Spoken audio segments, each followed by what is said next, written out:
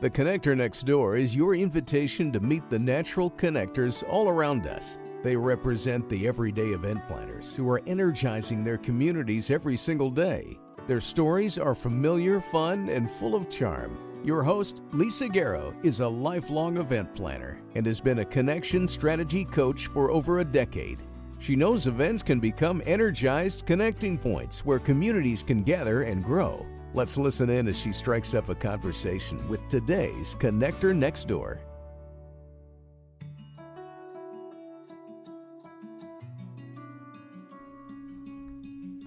Dr. John Rook is a passionate servant leader who champions the belief that poverty can be solved. With a doctorate from Oxford University, he has spent years both at the front lines and in academia to gain both a theoretical and practical understanding of the issues facing people in poverty. It is this perspective that makes him a desired speaker at conferences, tackling topics related to poverty and prosperity and policy change. As the president and CEO of Simon House Recovery Center, John builds trust with his practical, hands-on approach thanks to several decades of work in the trenches. Simon House in Calgary, Alberta, has been in their community for over 40 years and has been founded on a culture of care. The goal of the organization is to guide and empower men to achieve long-term recovery from addiction and all its effects. In our conversation, we discuss that many going through challenges use substances to help them disconnect from life's pain. John shares with us how by building a trust-filled community at Simon House, men in the program can start a new journey and begin the work of reconnecting with life in healthy ways.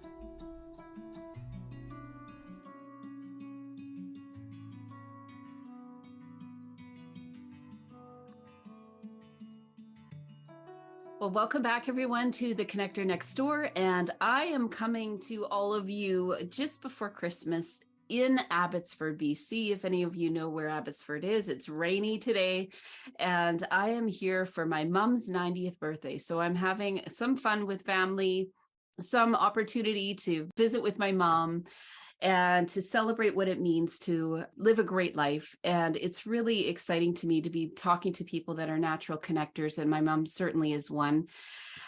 But so many people in my life that I am getting this chance to visit with that come to their world and their work with this strong desire to connect people, projects, and all sorts of ideas together to make our world a better place. So I am so excited to be having this conversation today with John. Welcome, John. I'm so glad that you're here to have this conversation with me. Well, I'm delighted to be with you too. It's neat to have this conversation and to actually press record because you and I are new friends, and we got together, I believe it was over the summer, where there was a mutual connection that had happened, and I had never gone for coffee or had a conversation with you, and we sat down for coffee, and we just seemed to have so many things in common, and really even in our backgrounds and some of the ways that we put our experience and our passions and all those things to work in the world. What I'd like to start with right off the top is, what does connection mean to you personally? What does that word mean to you when you hear the word? Well, when I hear that word, Lisa, I think about relationships. To me, the world is all about relationships. And in everything I've done in my career, I see the dysfunction in relationships and see people disconnected so often. So that's what connection is for me. It's about quality relationships. When we had our coffee together, and I hear how, if I could say what your license plate is. Sure. I remember that from a while back. And if I get it wrong, then you need to let me know. But it means, or the words mean, social justice. Social justice advocate. Social justice. SJA. SJA, social justice advocate. Sometimes we can see the word social justice and we think, oh, you're a fighter and you're out there and you're really highlighting the stories of others and you're with people on the journey, is the way that I hear that. but you're advocating for people that might not have a voice, that may not be able to find justice for themselves. When you talk about relationships, how does that fit into creating relationships or seeing connection as relationships first? Well, I think the social justice advocate really defines me well.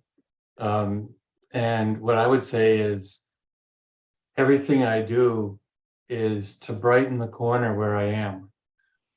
So I want to be connected.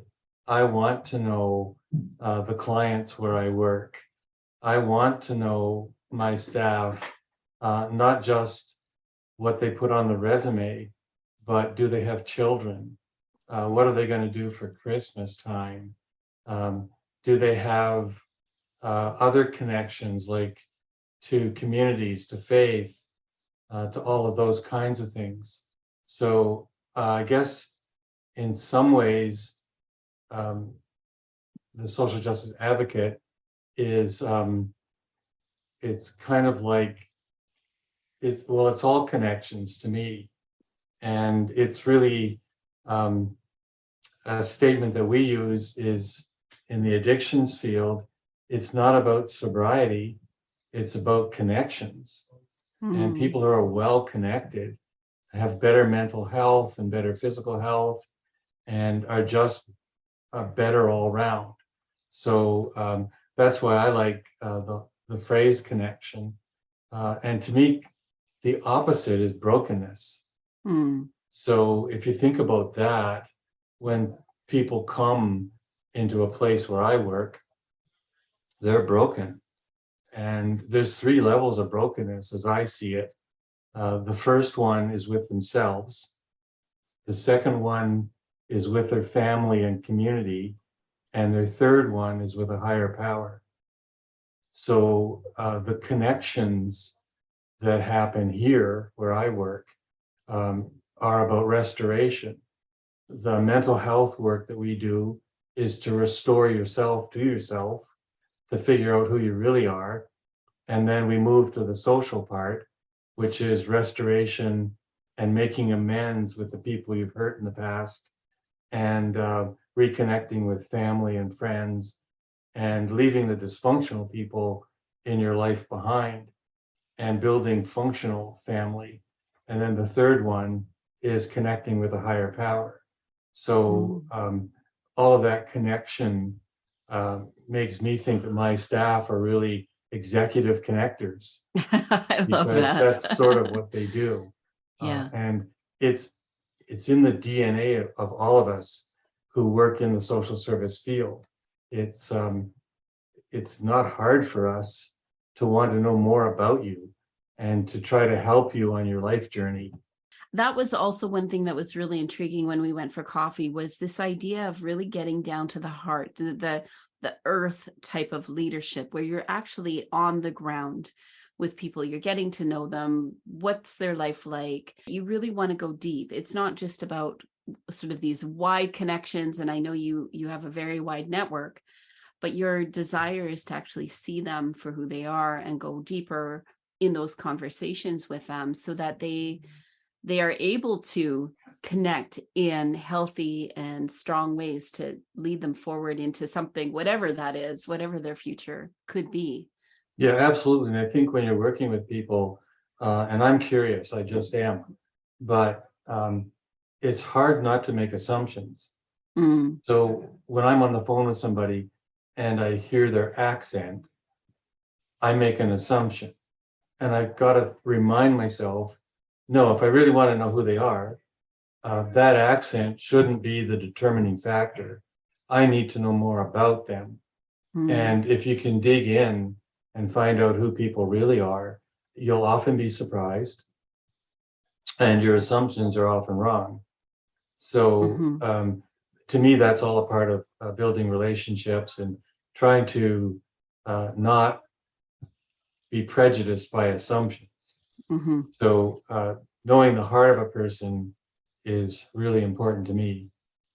And when we take the time, like I think any one of us, if somebody says, I probably have some assumptions, whether you have an accent or not, when we go through things in life, when we have hurts in our life, or we've gone through everyone has a story. No matter where you're at or what you look like, or where they think you're going, isn't it refreshing to have somebody say, I might have some things I'm curious about, or I'd love to hear about it.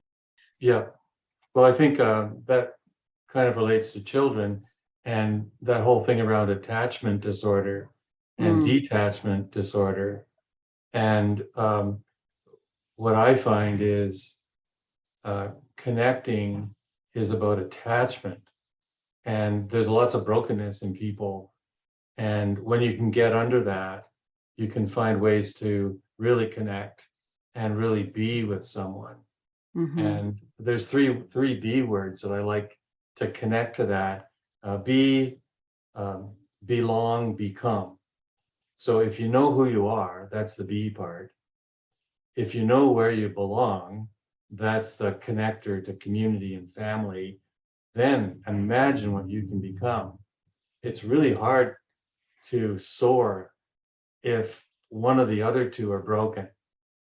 So if you don't know who you are, if you don't know who your family and true friends are, it's really hard to soar and to excel and to be everything that you can be.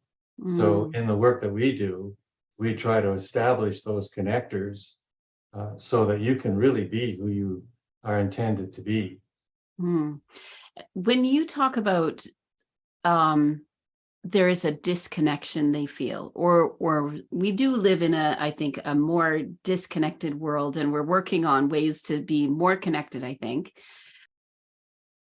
Where is disconnection healthy to be able to do those things that you just explained, to really, because sometimes when we say, like, is every connection a good connection, or what does it look like to actually be selective on who and how we connect?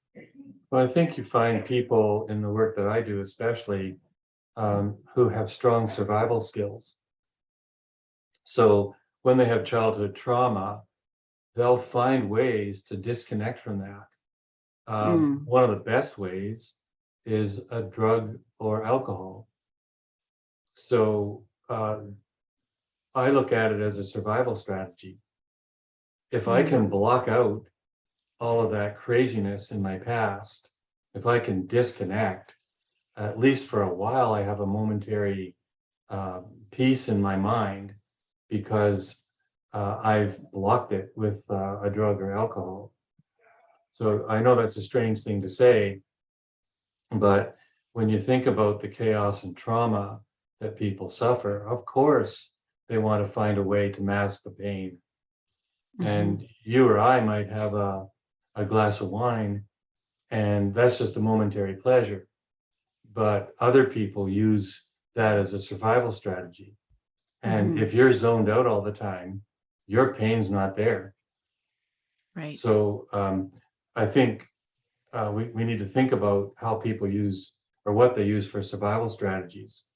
People who are compulsive gamblers, when they're focused on that, and that's a process addiction, not a substance addiction, but when they're focused on that, they're not thinking about all the crap that happened in their life. They're thinking about that moment, and they're pulling that handle or playing those cards, and their mind is off all of that craziness. So people use things like addiction as a survival strategy. How does somebody, especially let's say with Simon House, how does somebody actually learn to see connection in a positive light when they've been living so long disconnecting in order to survive? And then there's this shift or change really that needs to happen, or that they choose in their lives to find the belonging and the connection. I can imagine it must be almost unnerving for somebody coming out of where they've been and how they've been coping, how they've been surviving, to even the thought of what does connection mean must be a difficult transition for some people. Yeah, it is. And I think trust is a big factor. So to build trust with a client is hard work. And you've got to watch out for codependency and all those kinds of things. But if clients can learn to trust a therapist and then be connected, we call it the brotherhood, but to our alumni, they'll find people who've been through the same thing. And then those connections really matter. So finding a quality sponsor, staying connected through AA groups and NA groups really matters. And what people find is those become their new family. Those are the real connections that matter. We have one guy who left us, who started a company, and he only hires people from here. Is that right? So can you imagine? I mean, talk about family and connection. Yeah. They love each other. Yeah. They work together. They came back and did some work for us and didn't charge us. And they were giving back to Simon House. Wow. So in that chaos of the trauma of all of that dysfunctional attachment, they can find functional attachment, and they can find people who will love them and care for them, which lots of guys have never had before. Yeah. And I've been through some things in my past where I understand finding it really hard to turn on the trust. Because it's not just a switch you can flip and say, now I'm going to trust everybody and I'm through with that. And now I'm moving on to something new. It really is a process. And I would love for you to share how you bring this community together so that you do see growth and change and take the time. I'll say take the time. Maybe you have a different way to describe that, for maybe something to be turned on where they're like, this is safe. We can trust those that are here. How has Simon House built a community like that? What kind of work do you do? And what does it practically look like if we were to come? I need to still come for a tour in Calgary, but tell us a little bit about what that looks like. What is their experience when they're there? Yeah, so I think it's a culture of care. And right from when you make your first phone call to come here, the intake coordinator is going to care for you. The intake coordinator will do an orientation. When you get to your bedroom after you've been intaked and you've done your drug test and you're negative, because we do that, when you go to your bedroom, there's a care package on the bed. So some guys have said, oh, I wasn't expecting that, but there's a toothbrush and deodorant and maybe some chocolates and, towels, and it's just a nice welcoming. And there's a letter from a former client who is welcoming you to the family of Simon House. So little things like that matter. And then you'll be introduced both to your counselor and to your recovery coach. Your recovery coach and the team leads who are here all the time, they'll help you. So if you don't know which group you're in, or when you're supposed to go in the van to help with a bingo, they know everything. So they become your connector for all of that. And then when you're here, you'll do 3 groups a day. You'll do big book study, you'll do therapy, there'll be some life skills, and you'll also have your one-on-one counselor.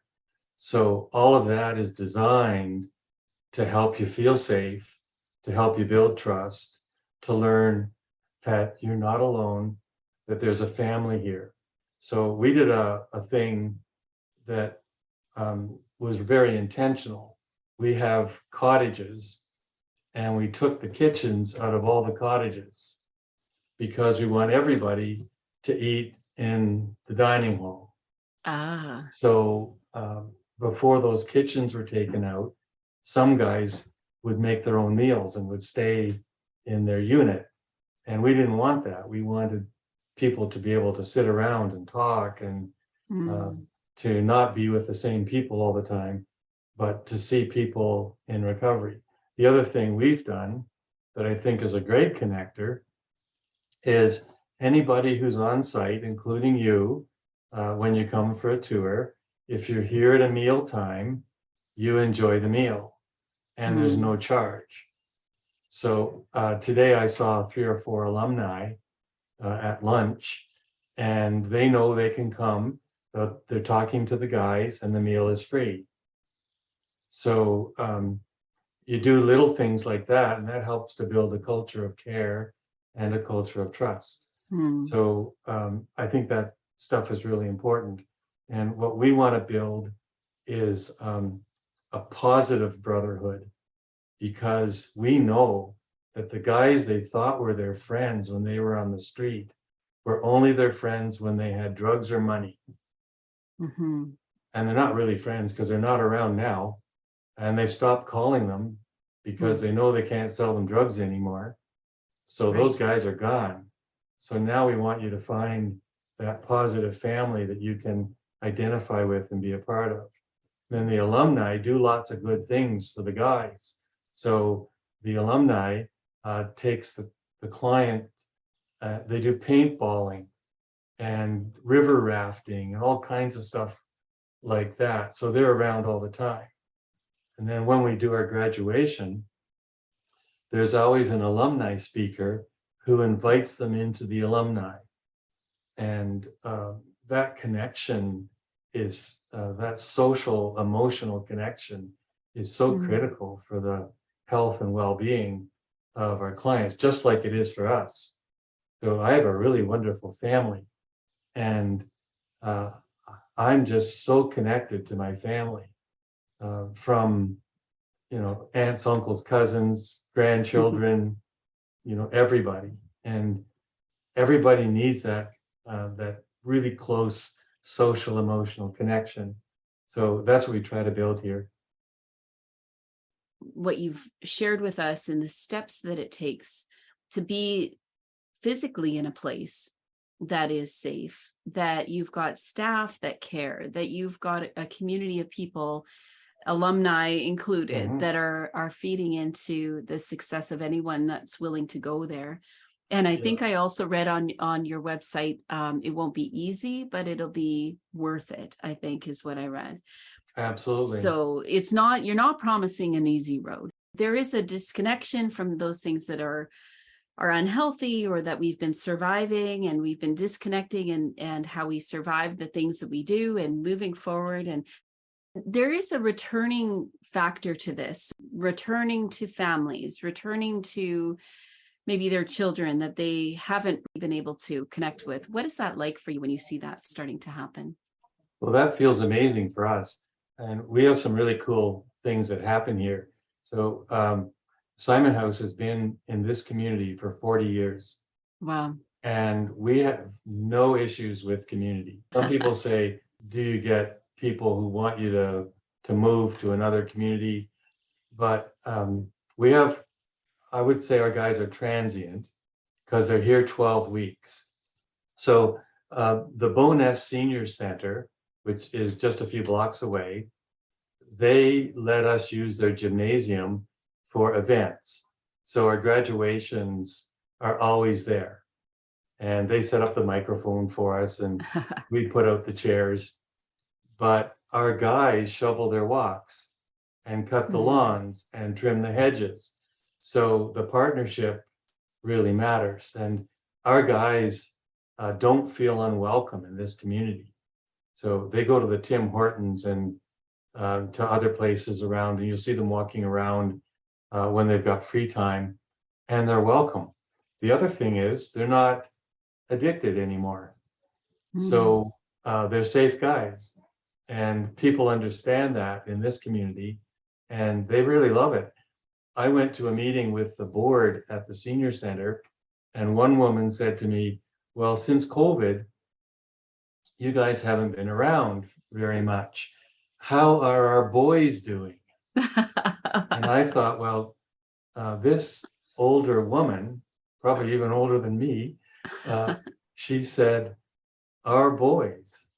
And I thought, wow, that shows us how important community is, and how if we respect them, they'll respect us. And our guys love to go and shovel. And when we tell the new guys about it, they can hardly wait to get a shovel and get going. Some of them even shovel other walks as they're walking over to shovel the senior center. So I don't even know if people know who did it, but That's great. it's really kind of cool. That is cool. So yesterday at the open house, what were some of the activities that you had during that open house? Well, we had music. Okay. And we had speakers. We had, I won't say his name because I don't have permission to say it, but we had a fairly famous actor here who told his story of recovery, and people were quite enthralled with that. I happened to not hear that because I was in another group listening to a client story. And I loved the client story. It was the one that I was telling you about before. Right. But we did that. We had a wonderful lunch. We had tours, and all the tours were done by clients. Here's a quick story for you. I saw one of our clients who was about to do a tour, and I said to him, "I love your jacket."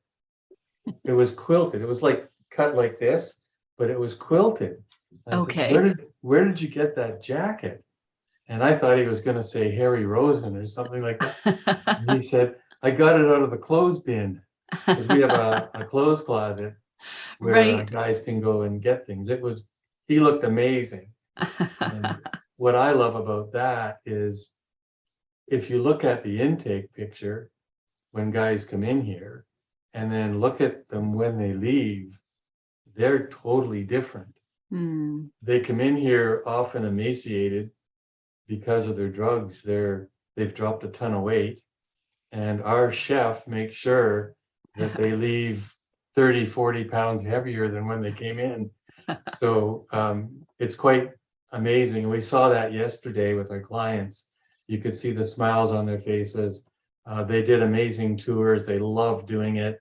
We have a teepee.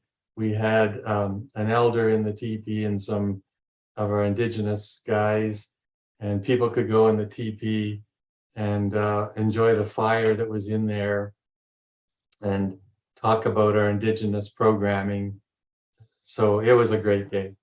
That's a great day. And it's something that as you do that more and more, 40 years. So that's incredible to have been not just around and survived through 40 years. Since you've been there, I'm guessing, and I know when we went for coffee this summer and you were telling me a little bit about your leadership style. Could you tell us a little bit on what is most important to you as a leader at Simon House that kind of continues on with what this legacy is becoming? Yeah, I would say helping people be leaders is really important to me. So I'm a resource to my staff, and they can use me as they need.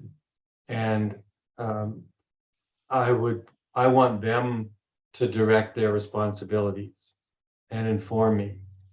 I don't micromanage or overdirect them. So I want to encourage them. A couple of them, I've noticed their skills. I've noticed what they need, and we've put people into training so they get to grow and to be better. What I want is for if they ever leave Simon House, I want the next place they go to say, "My goodness, did we ever get an amazing person from Simon House?" They're competent, they're gifted, they're the best staff we've got. So that's my goal, is to help them move on well if they want to move, and to help them be as effective and as good as they can be if they stay. And how did you get that way now? Like, this is your leadership style now. Is that something that you've always believed in, empowering others? Yeah, it's always been like that for me. Yeah. So I was a university prof for 15 years. And my frustration was with the hierarchy. Interesting. Yeah, so I'm not there because I'd had enough of it. Mm. And I wanted to go somewhere where people were treated equally and equitably and with dignity and respect. The other thing I know is I don't know everything. So the therapists who've done their training, the financial people who've done their accounting and financial schooling are way better than me at that.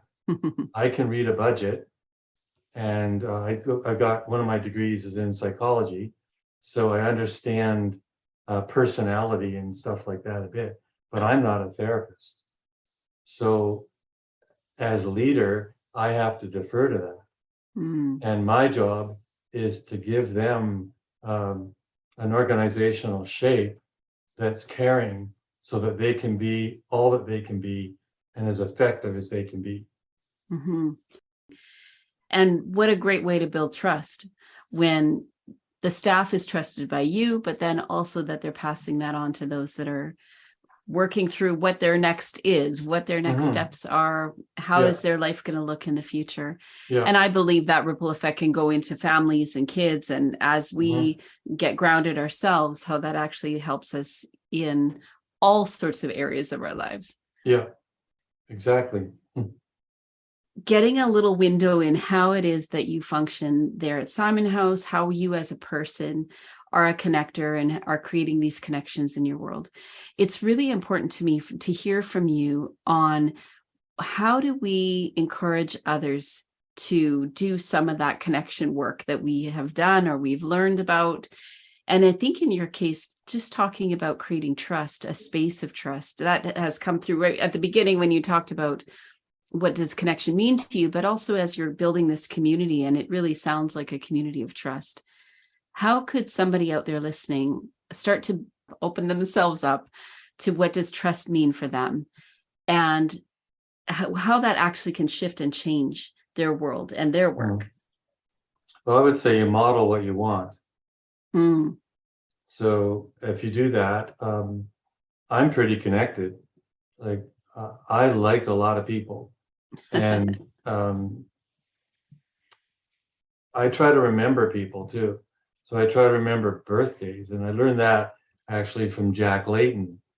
I had dinner with Jack in a hotel in Vancouver a few years before he died, and loved the dinner, just the two of us.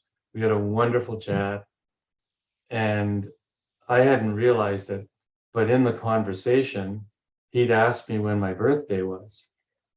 The next year, I got an email on my birthday. Oh, wow.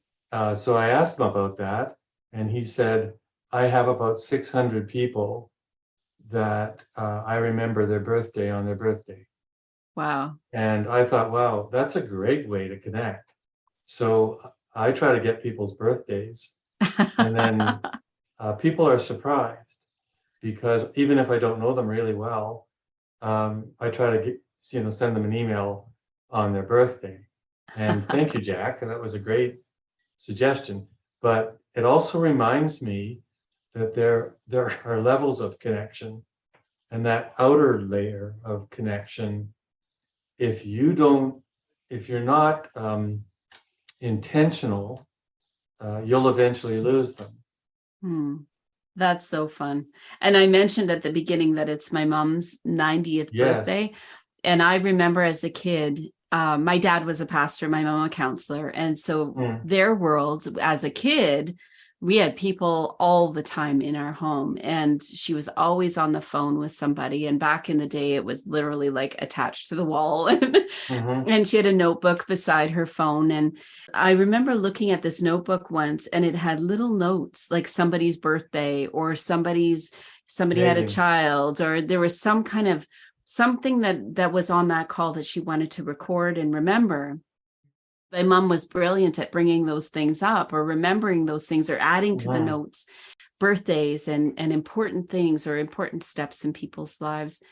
That makes it feel like community, makes it feel like that is a connection, whether they're on the fringe of your connection group or somebody that you're very close with. That's beautiful. Yeah, that's wonderful to talk about your mother. And made me think of my mom. She died. There were hundreds of people there at the funeral who called her Aunt Claire. Oh. And we had the receiving line that you have, and so many people came by and had a story about Aunt Claire. And so I think some of that, I think we learn from parents for sure. So I feel really blessed that I had them.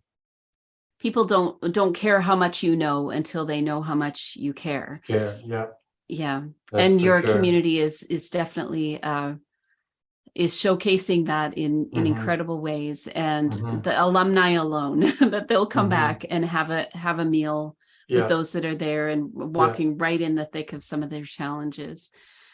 Beautiful to chat with you today.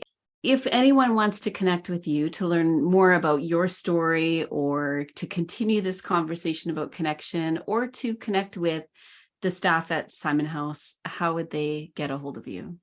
Well, they could use my email, jrook, R-O-O-K, at simonhouse.com. We also have a great website, and we're on all the social medias. So people can follow Simon House, and you can stay connected to us. My dad said once, "It's not about me, it's all about thee." I think the impact and the legacy we leave is really the lives we've touched.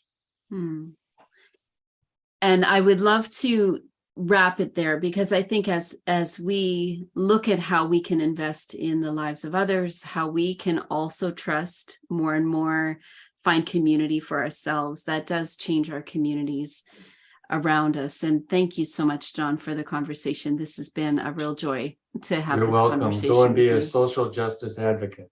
I will take on the challenge. Thank you. The Connector Next Door podcast is produced by Candy Event Consulting, where everyday event planners and their teams gain clarity, get connected, and grow in confidence. Subscribe at www.candyconsulting.ca to hear visits with everyday event planners who are putting connections first.